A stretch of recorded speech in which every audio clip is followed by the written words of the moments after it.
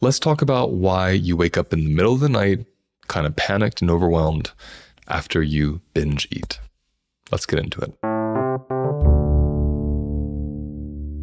So this interesting thing happens when we binge eat or even eat a lot of processed carbohydrates.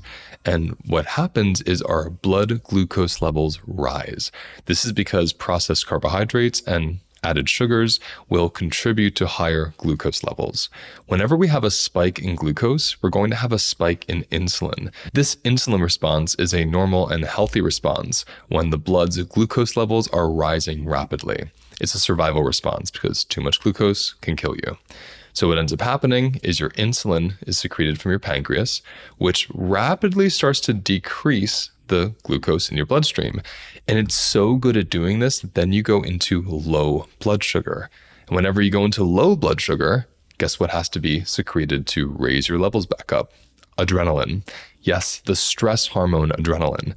Yes, the same stress hormone that creates anxiety, panic attacks, feelings of overwhelm, high blood pressure, and an increased heart rate.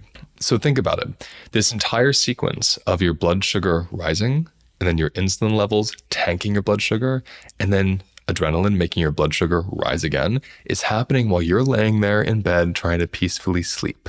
And this is why a couple hours into sleeping, especially after a binging episode, you will wake up with a sense of panic, maybe a dry tongue and mouth, maybe you feel really hot and overwhelmed, maybe you even had a nightmare. And this can all be due to your blood glucose. So how do we start working with this? This is probably my most popular suggestion. In all the years I was working as a nutritionist in one-on-one private practice, I always had people stop eating 4 hours before bedtime. So whatever time you go to bed, 4 hours before that, that's when you have to eat your last meal. Why is that?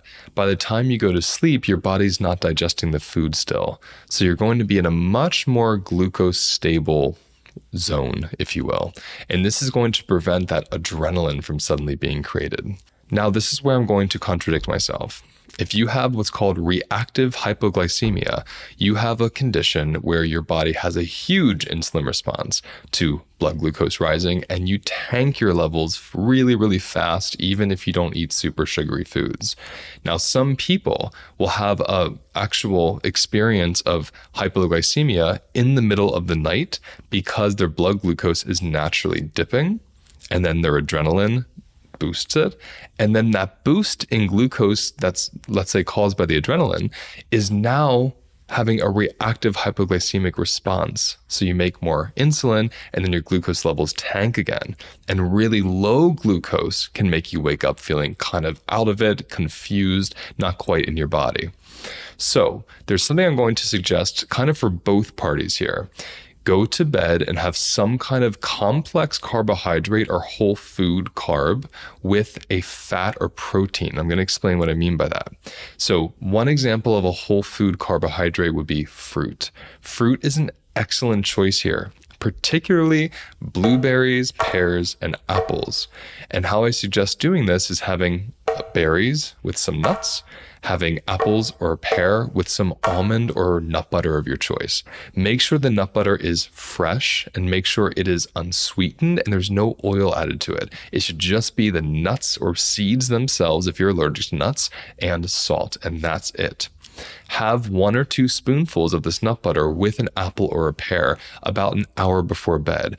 If you want to go a little deeper, you can have the same thing with a carrot, because a carrot is going to be even more fibrous and the glucose is slowly going to release from that carrot, especially when you have it with nuts and nut butter. Why do you want to do this?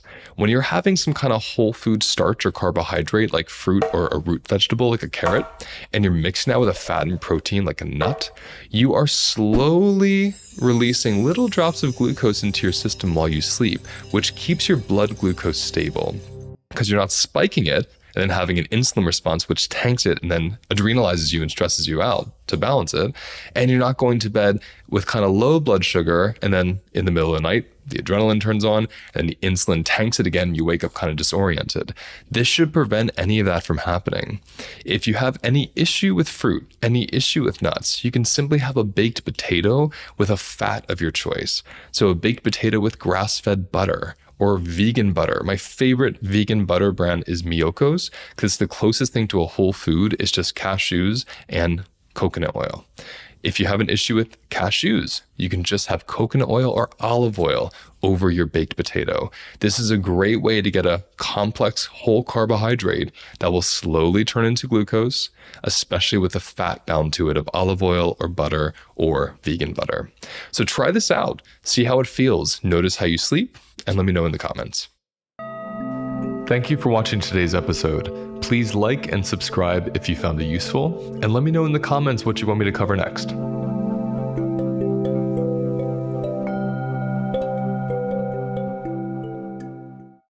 I have developed a 4-week self-paced course that takes 18 years of my personal and professional experience and puts it into one place where you can easily and quickly learn the foundations of recovering from stress and trauma.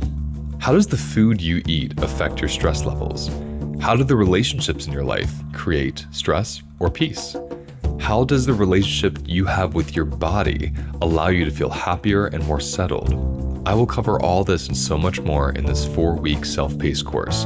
And the best part, it's self-paced. You don't have to sign up at a certain date or finish it at a certain time. It's yours for life, and it's waiting there for you when you're ready to finish it.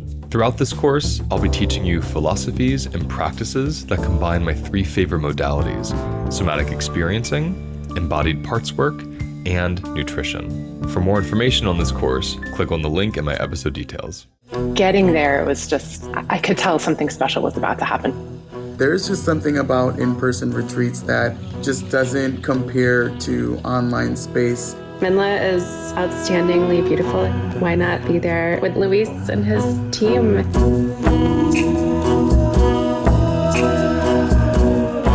My body knew that something intense was going to happen in the most beautiful way.